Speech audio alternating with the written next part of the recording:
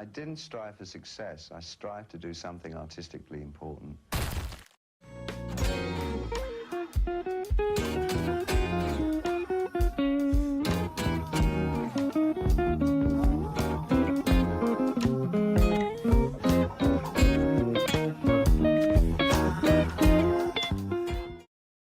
Hey everybody, welcome to the Broward Exchange, and today we have another album roundabout with my co-host Lewis. Introduce yourself.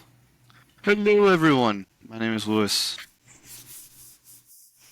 That's Lewis, and I'm Nick. I'm Lewis. So we do these things where we each bring an album, and today we have decided to break our one rule, which is we can't talk about specific bands. And the reason why we can't talk about specific bands is because everybody has talked about them a million times. And those bands would be the Beatles, Pink Floyd, Radiohead. Yeah. Who else would be in this list? Like Jimmy?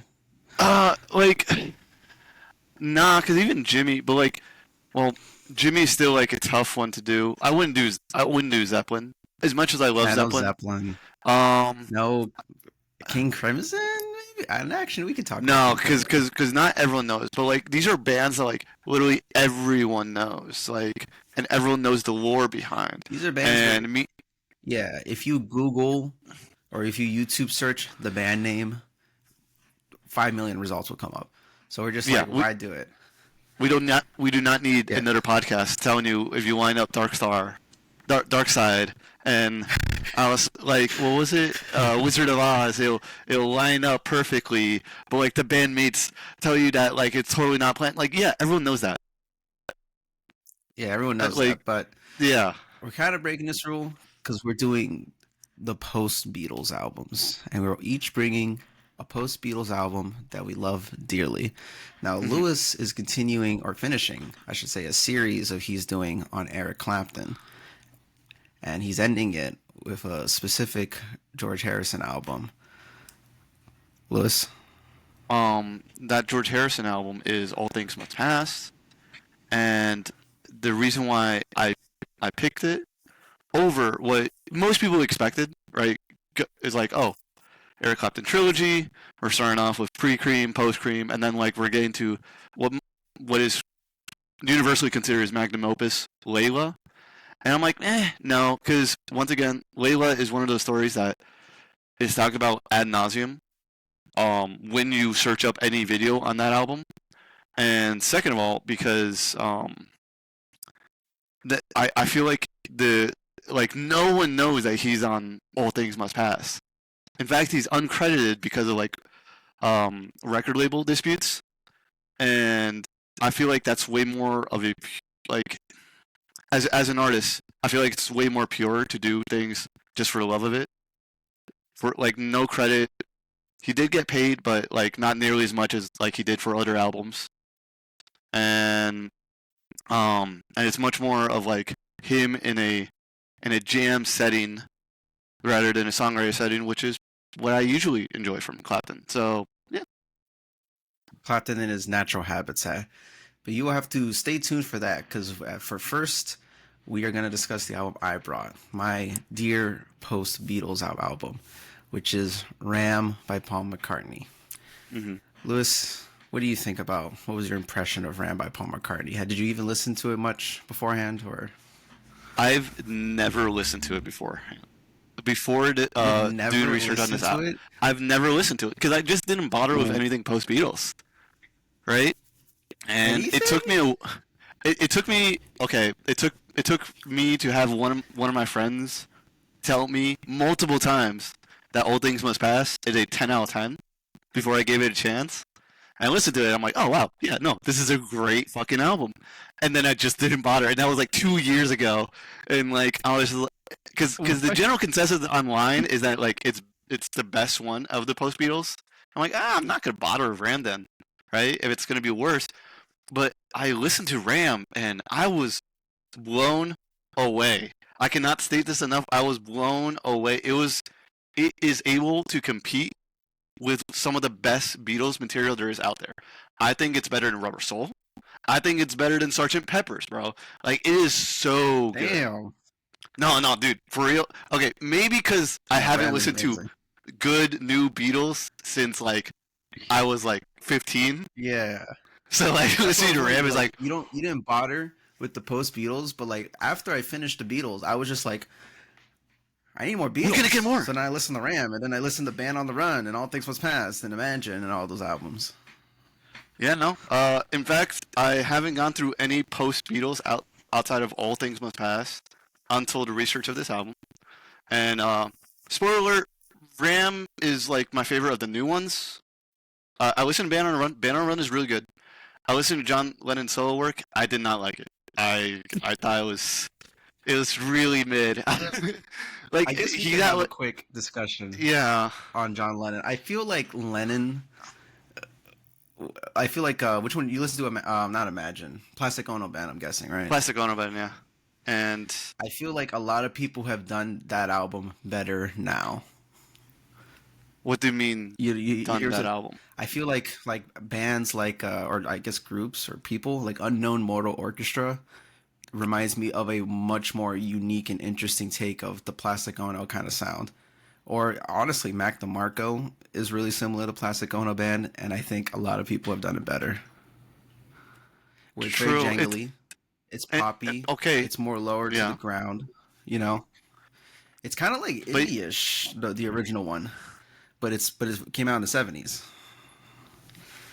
It's it weird. is really indie, and I think I think all of the post Beatles have levels of like that inspired later indie rock.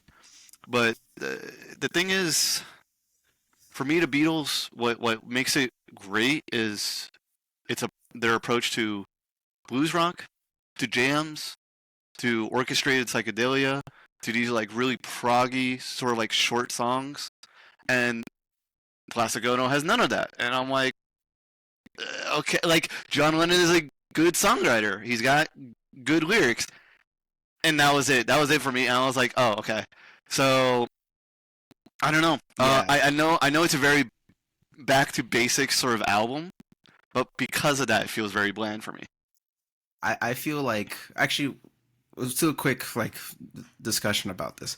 I think each album we brought in really exemplifies the strength of that respective Beatle. Right. Like Ram is exactly what I want out of Paul's songwriting. It has Yeah. crazy song structures, really orchestrated parts. It has like the really goofy lyrics that he uses. It Yeah. has it's just oh he can sing and belt in like the more bluesy songs. It's everything I love about Paul in an album. That's why I love Ram. And All Things Must Pass is everything I love about Harrison. It has incredible guitar parts. It has very soulful, really soulful, powerful lyrics. Yeah. And the problem with Plastic Ono Band is that it doesn't have everything I love about Lennon. It doesn't have like really unique psychedelic songwriting. It doesn't have anything crazy. For me, Lennon was always the one who wrote the crazy stuff, Yeah. like the He's really the one creative where it's stuff. like he always gave me the impression that like in the studio they're like, "Ah, I'm not sure if we can do that," and John was like, "Fuck it, dude, let's do it anyway. Let's go after it. Let's record Tomorrow Never Knows." Like this is the guy that brought us Tomorrow Never Knows.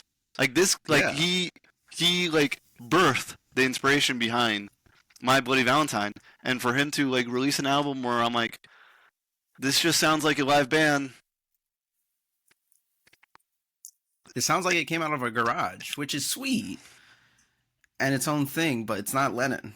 You know? I can see why people like it. I'm not to say it's a bad album. Like I don't want to say it's a bad album. Yeah, It's just like I was yeah. underwhelmed. That was it. It's a Yeah, six. underwhelming album. It's a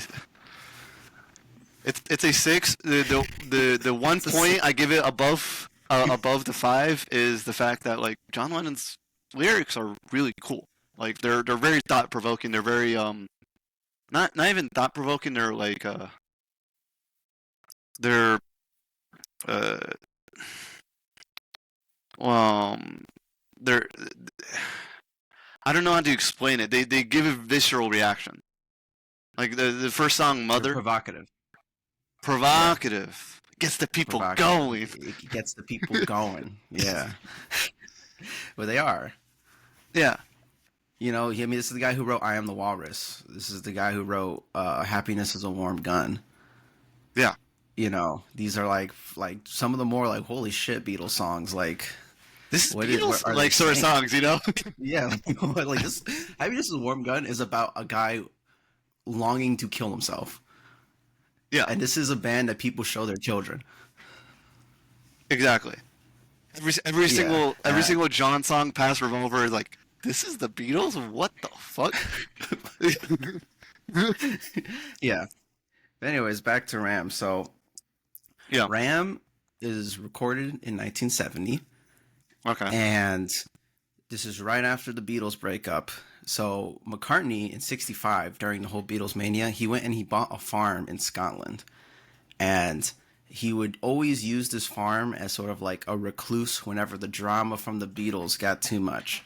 He would just go to Scotland for like a month and Yeah. just like chill on this farm with a bunch of Rams.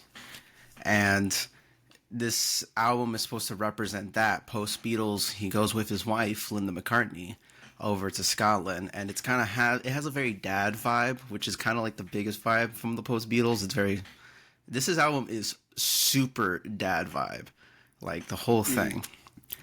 And yeah, there's also another little jib I want to bring on. Why do you think it's called the song in the album is called Ram On? Um, And it's used like as a reprise and like a bridge in the album. I don't know. My suspicion is that it's in response to "Isn't It a Pity?" That was twice on "All Things Must Pass." Um, and it's okay. I, No, no, hear me out. Hear me out. "Isn't It a Pity" appears as the third song, and this second to last song on "All Things Must Pass." If you don't count the Apple Jam, I'm not counting the Apple Jams. As like the third disc. And then if you look at Ram, Ram On appears as the third song and the second to last song on, and I'm like, that seems a little purposeful. I'm not sure. You know what I mean? mm-hmm. I don't I Maybe, don't know maybe what's we're high. That's bouncing the off only each thing other. that's the only thing I I'm noticed. talking specifically about the word "ram on." Like, what does that mean? Is like it's like carry on like head like Like headstrong. yeah, headstrong. Yeah. Yeah. So it came from Paul when they traveled and they toured during the Beatles mania. The recording company or like the record label would tell them to take on creative aliases when they traveled because that was just kind of like a thing people were doing. It was cool, but also so you can kind of like be secretive because they were so popular. Like it's the name that they would put on like the hotel's check-in. Paul picked a Right. name called Paul Ramon or Ramon. Paul Ramon, Yeah. and he would change his identity into Paul Ramon or Ramon. So Ram On is supposed to represent like kind of like shedding your skin and going forth, you know, kind of like shaping your identity. And he literally just took Ramon, put Ram On, and then put in Ram on the album cover. Right. And then there's also It's Rams. like it's so like It's so it's dumb. kind of goofy. It's dumb, but the Paul is the master of pulling off like goofy shit and Yeah. making it look masterful. 100%. Yeah, yeah. Like you know the song Monkberry Moon Delight, right? On the Yes. album. Is it about is it about a weed type? Because that's what I thought about the entire time. That's what you thought? I thought it was about because there is a monk fruit. So I thought it was like a jam made out of this like exotic Asian monk fruit and it was like magical. I mean, That's what do what you I think thought. magical means in terms of Beatles and edible things? Mm, that's Just true, but like it's not that's exactly true. unexplored But territory for them. actually, Yeah. yeah, yeah. But apparently, this goes into the dad album aspect, and it is from the fact that they're Paul's children. You know how kids like would call thing the wrong, they would say things the wrong way, and then that's just how you call it now. Yeah. Yeah, yeah. They called milk monk. They would say it like monk. So Paul would play into it. He thought it was really magical how kids would come up with like alternate names for stuff just because they can't pronounce it right. Right. So he made the song, and it's about a fantasy drink called Monkberry Moon Delight. It's a fantasy milkshake, Right. essentially. Okay. It's like a magical thing, but the whole song, which is why it's kind of nonsensical, the lyrics don't make any sense, is all inside jokes from his kids. It doesn't make any sense That's to that's you. that's beautiful. Yeah. Hey, he didn't make it. He didn't really make it for you. In fact, his daughter is on the song. His daughter is in the background. She sings the vocals in the background. How old are his kids at this time? I think she's got to be like 5 or something like that. Okay. Okay. Yeah, so Word. she's like just yelling in the background. Yeah. Okay. Well, that's cute. That's actually it does tie into the general feeling of the album, which has for me a lot of childlike wonder, and it's I feel like that's like Paul's specialty.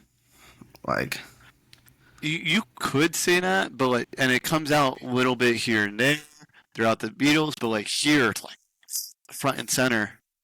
Like it yeah, almost seems like that's what the album is about, even when you compare it to other Paul McCartney albums. yeah. And Mm. it's, well, he's unapologetic about it in this one. But honestly, this goes into something about the Beatles I've always was really impressed about. They have this innate like way of inciting childhood feelings, even like fearful ones. But like you ever think about a fear you had as a kid, but you don't have now because it's like silly. Like the Beatles hit that like emotion. A Mhm. good example was like 1, 2, 3, 4, 5, 6, 7. All good children go to heaven. On Abbey Road. Yeah. Mhm. Like they is this am I crazy? Am I going crazy with like the way they do this? It's like they hit childhood emotions really well. I don't know if that's like us planting it because like we both listened to the Beatles extensively in our childhoods, Yeah. or it's like because they were first of all songwriting really early on and got famous really early on. So like they Yeah. still have like when they record like Please Please Me, they're all like 19. So it's still fresh Oh, in their head like how it feels like to be a kid. yeah, And yeah, yeah. even up to like Abbey Road because Abbey Road like most of them are like 27 on Abbey Road. And so like there's also that and the fact that they were like pop stars at a young age. Um, like most pop stars, like when you think of Elvis or Sinatra, like those guys got famous um, like late 20s. Yeah. And so they and then the Beatles were or like not only were they young, but they were especially marketed as the young prodigies. Like Oh, yeah. Now the goofy haircuts. they have the goofy haircuts, and they're advertised to be like cute and family friendly, and like just pumpy and happy. Yeah. Um, I remember I'm saying that because um there's like a distinct difference that happens to your music like right when they stop touring and they start going to the studio and to do Revolver, and Paul McCartney showed like Yeah, an early Rubber demo of Soul. Revolver. Yeah, yeah. Well, Paul McCartney took a demo of Revolver and he showed it to Bob Dylan, and Bob Dylan finished the album and was like, "Oh, I get it. You guys don't want to be cute anymore." Ooh, they're rebellious. Ooh, the teenagers. I Yeah, mean, they had that one album with the chopped up babies. I think it was Beatles for Sale on the album Beatles for cover. Sale. Um, is it on Apple Music? That I cover? don't, I don't have Apple Music. I have Spotify. I saw that cover and I was like disturbed by it. I was like, "What the fuck? Why?" Yeah, it's kind of freaky. I mean, like, I mean, I feel like there is this whole battle of the childhood wonder being destroyed by the adult reality. You know, it's kind of what Strawberry Fields Forever is about. Yeah. And you know, that's that song with the 1 2 3 4 5 6 7 is "You Never Give Me Your Money," which is about, you know, getting fucked by the record label. You know. Well, it could be a lot because I really love that specific line. You never gave me your money. You only gave me your funny paper. And Yeah, that it could be so much.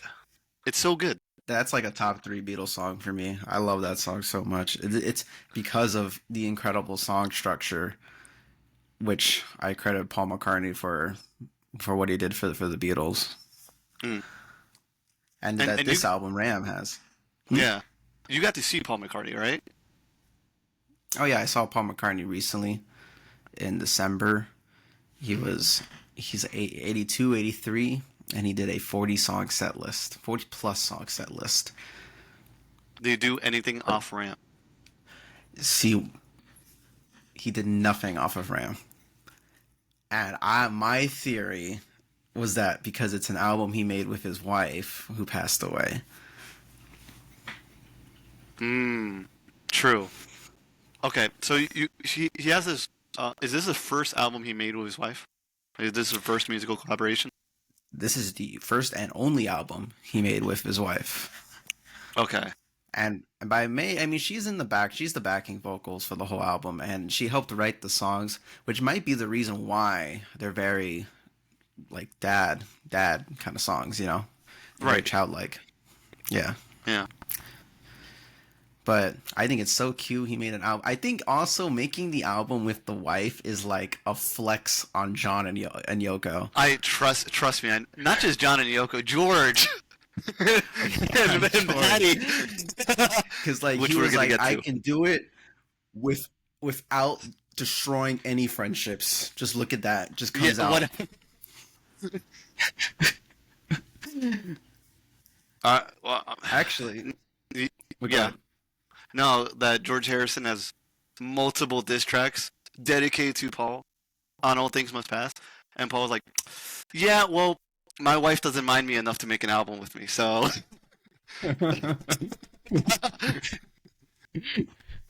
yeah. Actually, we can get into the diss tracks on this album on Ram. Oh, there's diss tracks on Ram. There's one, Okay, but which one? it's the first song. Too many people. Too Okay. many people is a diss track. Well, it's like not, but like it has diss lines in it that are like added to John Lennon, and Uh, like you know who it's for, but it is kind of like a social commentary where just like random strays at John are thrown in. But yeah. for example, the lyric "You took your lucky break and broke it in two," that's at John because the idea is that he got famous, rich and famous off the Beatles, and then he broke the Beatles. He broke it in two, but he also got his rich and fame and then broke it in two and gave the other half to Yoko. Okay. I see. Yeah, All right. And and then no, go on. too many people preaching practices. He just kind of John Paul didn't like how John was always like high and mighty and like this hippie and like this social commentary person. I think that could also be directed at George in essence, because like Paul, like he hopped on the yoga meditation thing, and then he immediately hopped off, being like, "I don't need this to be a good person. The fuck, you know?" Well, I feel like Paul is the most moral Beatle. He's vegetarian. Like, what has he Yeah. done wrong? I mean, No, he's like I just make album with my children, you know, with my wife. I love my yeah, wife. he's very simple. I love animals and Monkberry. He's just a goofy guy.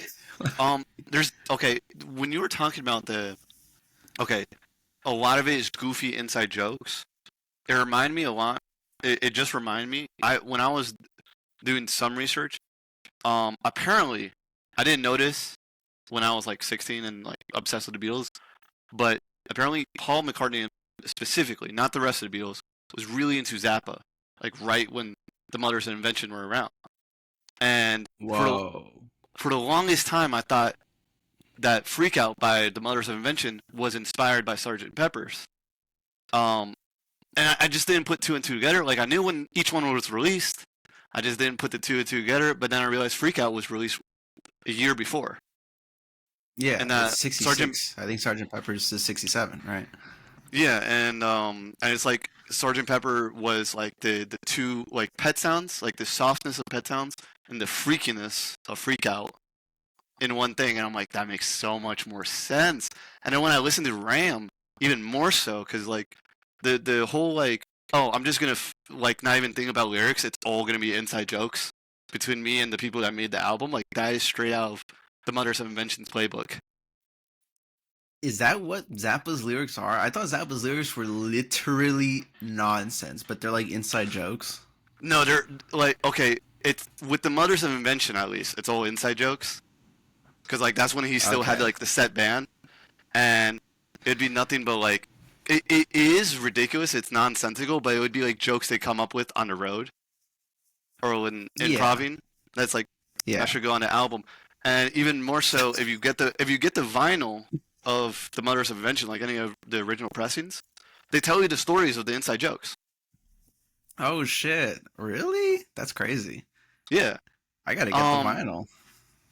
Well, if you get an original American pressing of any Mothers of Invention, bro, good luck.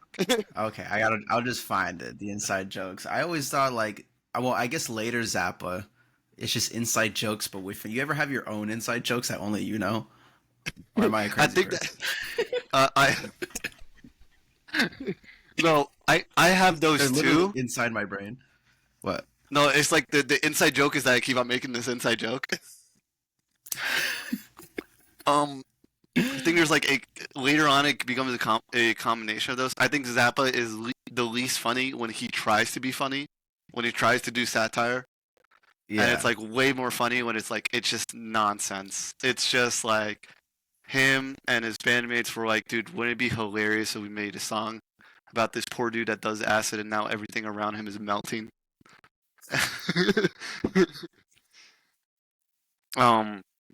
But yeah, no, and I don't know. It made me appreciate Ram way more. It made me appreciate because like I feel like out of all the guys I like from the '60s are like also guys that Paul likes from the '60s.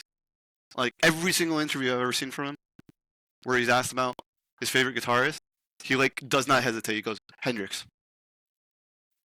Like, it's like, like who else are you gonna say? Yeah. And it's like Hendrix, the Beach Boys, and and Cream. I'm like based. No, Paul is just like he's the best person. He's always good in interviews. He's never an asshole. He doesn't have an attitude. He's not high and mighty. He didn't cheat on his wife. He didn't beat his wife. He didn't abandon his children. He wrote a song for someone else's children that were abandoned. Yeah, like he is the holiest of the Beatles. Like he can't do no wrong. He will literally become a saint when he passes away. Good. I mean, he's knighted by the UK. It's Sir Paul McCartney. McCartney. Yeah. Yeah. But I wanted to go back into the Beatles on how some of these songs are diss tracks. The only one song admitted by Paul is a diss track, which is Too Many People. But when John heard this album, he had paranoia, and he believed numerous songs were diss tracks on the Beatles. And the other Beatles thought other songs were too. Paul said only one of them is. But the other Beatles thought Three Legs was a diss track on all of them. Because, like, it's like, it's saying, like, now that Paul has left the band, my dog has 3 legs, your dog has none. Like, he's like the third leg, the fourth leg that has left, and now your dog can't run. Mm-hmm. You know what I mean? Like, they're nothing without him. Yeah. But It that's really not what the speaks a song lot is. to like the tensions of the Beatles at breakup, because that's like a common theme amongst all the albums that are released like immediately post breakup. Is like everyone else who listened to those albums like, this is about me. Right. You can also interpret it as John being the one that broke up the Beatles. He's the fourth leg that left, and Yeah. now the Beatles can't run, so he can be mad at John. But Paul has said that this song is not a diss track. I don't even know what it's about, to be honest. It's about a sad dog. I don't know. It's about Fly too. Fly with one leg. Yeah. Yeah. It's like God. It's like God knows what it is. I just think it's like it's once again inside jokes in the head, and It's just like Zappa is like you can do that and then do like whatever the fuck you want with the song structure because you don't feel like you're disrespecting the source material. You're like, well, the lyrics are nonsense. I can do whatever with the song now. You know? Mm. Like imagine doing You like think a it's like a breakup writing song. technique? Yeah, I do think so. Like, cause like if you do like a breakup song, like a sad breakup song with 8 different beats, you can't take it seriously, bro. You know, it doesn't Yeah. matter how Well, cool those parts sound. yeah, And yeah. not just that. If it does have a very like centralized theme, it it limits the amount of things you can do in the next part. Yeah, which would limit the song structures, and I think the song structures on this album are Phenomenal. fucking amazing. Like that's Yeah. like we can go to Uncle Albert, Admiral Halsey. Did Yeah. you know that when they recorded this album, the way Paul, this was the first album he actually auditioned people on, because he made his first solo album, which was just McCartney. He did all the instruments on that one, but this one he wanted to audition people too. So he went to New York, sort of like in the rural, like upstate New York, and he brought a bunch of musicians under the guise that they were doing a commercial jingle, was what he told them. But they were actually auditioning for Ram. Yeah. And eventually he would get, let me find it right here. He would get Danny Sewell, who would eventually become the drummer for the Wings, and a couple other people playing guitar, but he still played a lot of the instruments. But he and then once he auditioned these people, he had a bunch of recording sessions, made 20 plus tracks, but he simply could not decide which tracks to keep, and the sequencing of the album or anything about like how you would construct the album or any of the engineering. So he gave all the tracks to the audio engineer and just said, you do with that as you will. And all of the sequencing on the album was because of this audio engineer, and some of the songs you're hearing, like Uncle Albert and Admiral Halsey, were two different songs that he decided to splice together and add the transition into. And the fact that Ram plays twice was his idea. Was the audio engineer's idea? The audio engineer's idea, yeah. Okay. Oh, okay. So what I was saying about the placement is like, I might be reading too much into it. Maybe, I don't know. Or it could have been the audio engineer heard All Things Must Pass and wanted to also do that. And to do like it's like, oh, I'm doing a post Beatles album. I'm gonna do it this way too. And I should specify now that we're on Ram on. This is like my new favorite song. Like when he goes into falsetto, like Ooh. I get like goosebumps like right here on the side of my temples, bro. I'm like, oh my god. You want to know a fun fact? You know, in the beginning of Ramon, it has this piano like medley. Yeah. Yeah. So when they had all these loose tracks, the audio engineer found that piano medley, and he went to Paul and was like, "Did you do this?" And Paul was like, "I don't remember doing that. I don't know where that's from." And neither of them knew where that piano medley came from, when it was recorded, and who did it. But they found it, and the audio engineer decided to throw it in the beginning because they thought it was nice, and it was kind of mysterious. Right. Yeah. And So that no piano one is medley- credited for it. No one. Somebody in the record recording studio decided to do that on the tape, and then it was found. Yeah. Yeah. Okay. So that's kind of like mysterious. But yeah, Ramon is so beautiful. His It's beautiful. falsetto is it has that the whistling and sounds like naturey. Oh my goodness Yeah, gracious. It's gorgeous. it's gorgeous. But Yeah, continue. also when I was talking about the Beatles, Lennon also thought that Dear Boy was a diss track to him, which it's not. It's actually a stink piece on Linda's ex-husband, is what it is. It's supposed to be like, oh, you, because I guess he was a scumbag or something. So he was like, Yeah, oh, dear boy, I bet you wish you had her now. I bet you wish you saw the love come to fruition, but it never will for you. It will for me. Basically saying, I'm fucking your girl and yeah. marrying her. Yeah, basically. But can you imagine She's like, she's Lennon fucking a Beatle, bro. listening to this album? Yeah, like, can you imagine Lennon listening to this album? He hears too many people. He's like, oh, fucking Paul. Then he hears three legs. And then he's like, another one? Then he hears Dear Boy. And then he's like, this entire album's about me? Like, is this man is paranoid. Also massively egotistical.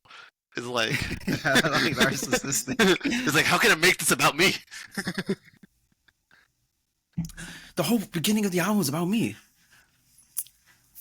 Listens to a But song about someone being a terrible person. This has to be about me.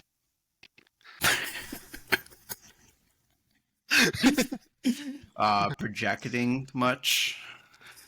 You could work at a movie theater the way he projects it. Yeah. But what you think? What was your favorite song on this album? Was it Ramon? Besides Ramon, ooh. And besides Uncle Albert, Ooh, Uncle Albert is so good. Backseat of My Car. Backseat of My Car. Besides those two, Backseat of My Car, and I'm gonna explain why. You see, Paul is a expert at this one musical technique that I'm gonna dub the concerto effect. So, in classical music, concerto, for those who don't know, is when you have a centerpiece player, like a piano player or violin player, and then a symphony to go along with them. And what they will do is that they will usually play a little bit by themselves, and then the symphony comes in. And then they respond to the symphony, and the symphony responds to them, and that's how a concerto works. And Paul does that for pop music really well, and it has this effect of like making it sound really small and intimate, and then making it really huge, and then going back and forth, and doing it in such a way that it sounds like this, like one small aspect is being responded to by the rest of the song, and it's so good. And I don't really hear that a whole lot, like especially in modern music, you know. In modern music, it's like things get built on top of each other. Like there'll be like one aspect that like that gets responded to by the song, and then it just stays. It starts growing. It just stays big. There might be a break, but like that going back and forth, and you never can really get like a clear picture of what the instrumentation looks like. In the sense of like when I listen to a track by Zeppelin, I can imagine that it's being played by a drummer, a bassist, a guitarist, a singer, you know, and maybe two guitarists if there's a lot of tracks, maybe an organ player, right? But I can very easily picture it. But with Paul's tracks, like a new song part will start, and it's like, oh, we have an orchestra. Oh, we got a tuba now. Oh, we got like guitars now. Like, and I don't know. Once again, this is one more aspect that adds to that wonder thing that keeps on throughout the entire album. And also, I get when I listen to the refrain of we believe we can't be wrong. I have no idea why. I can't tell you why. It made me really emotional. It's powerful. It's so good. I mean, the song is supposed to be about like youthful love, like young people who fell in love, and They're banging. Literally, it's about them banging in the backseat of their car, dreaming to go to Mexico City and all this stuff, and how fruitful their relationship will be in the future. Yeah, and it's And I don't know. It we adds a believe we lot. can't be wrong. We believe we can't be wrong is supposed to be like that youthful rebellion of, the youthful ignorance, I would say. Yeah, it's like ignorance. It's naivety. Um, there's something about the wording of like we believe, not we know. They're making a belief about certainty rather than being certain about their certainty, which gives it this whole like I'm willing to believe in this. I'm willing to be faithful to this. You know? Yeah, it's like magical. And also, when he says that, it gets very triumphant. And that's when, like, the horns really start Exactly. blasting in. Yeah. And it's just like, oh my god, it's so good. Yeah. Yeah. It's such a good song. And okay, so what do you, okay, you mentioned that like John Lennon's like Plastic Ono inspired a lot of indie rock. What do you see Ram inspiring a whole lot of? I think a lot of Baroque pop, I feel like. Okay. Or, like, folky Baroque pop, like Sufjan Stevens and Okay. stuff like that. But to be Yeah. honest, I was kind of stretched trying to figure out. We usually do a segment on this show where we bring in albums to recommend people, and we try Yeah. to get creative with it because I don't want to just say, "Oh, listen to The Wings," like no shit, Yeah. like like. But I was kind of stretched for this one because there's not a lot of like, I guess it's like hard music to make. I brought up Illinois by Sufjan Stevens That's a good would one be a because of like recommendation. the symphony and the wonder aspect and the fact that it's like very eclectic, you know? Yeah, yeah, and it has like it's folky too, and like very Oh yeah, like true. lyrically driven and whatnot. I did find Emitt Rhodes. Have you ever heard of Emitt Rhodes? I've never heard of Emitt Rhodes. Dude, he's basically a one-man Beatle, is how people describe him. His music is not on Spotify, but you can find his self-titled Emitt album on YouTube. And if Rhodes. you like the more poppy Paul songs, if I were to compare it, songs like let me see. Songs like Too Oh, Many People, songs like Backseat of My Car, songs like Uncle Albert or Dear yeah. Boy. Emmett Rhodes is more like the poppier piano-y side of things. This guy is not on Spotify? He's got like this compilation album on Spotify, but I don't believe It's in compilation yeah. albums. I don't believe those aren't real. Yeah, those aren't real. He That's only listen if you to like. self-titled Emmett Rhodes by Emmett Rhodes. It's on YouTube. Okay, So, so hear me out because I was thinking about this question too, mhm. and tell me if this is a stretch. But when I listen to Ram, I cannot help but think that like the guys from Animal Collective really liking this album. Oh, you're right. You're You know, right. even more Yeah. than just Beatles, because so many people are like, "Oh, Animal Collective, psych pop, orchestrated, That's kind of why Beatles," it's and I'm hard to like, find "Sure, something that's like oh, if you like this, listen to this for the Beatles because every musician has heard the Beatles as an influence to them by at least by 1%. Like, yeah." Like the Beatles could inspire Animal Collective, it could inspire Tame Impala, or it could inspire Nirvana, depending on who you ask. And yeah. yeah, and all of those are completely valid. Those guys did listen to the Beatles and went, "Wow, this is really great stuff. I'd like to make stuff like this." Um, but if you have enough people listening to the same stuff for decades, you're gonna get a bajillion different Yeah. ideas from it. And so it's Yeah, hard it's to be true. like, "Oh, if you like the Beatles, listen to this." It's like, if you like the Beatles, The listen to Beatles' rock music, stain is bro. everywhere. Yeah. Yeah, But yeah, definitely Animal Collective. Unknown Mortal Orchestra. mm, Not too much for the Paul side of things, but if you like the Beatles, there's that. What's the one yeah. band? The one like really crazy psychedelic one that has typewriters over and over again. Oh, Olivia Tremor Control. If you There's like that one. if you like the Beatles at their most experimental, please listen to Olivia Tremor Control.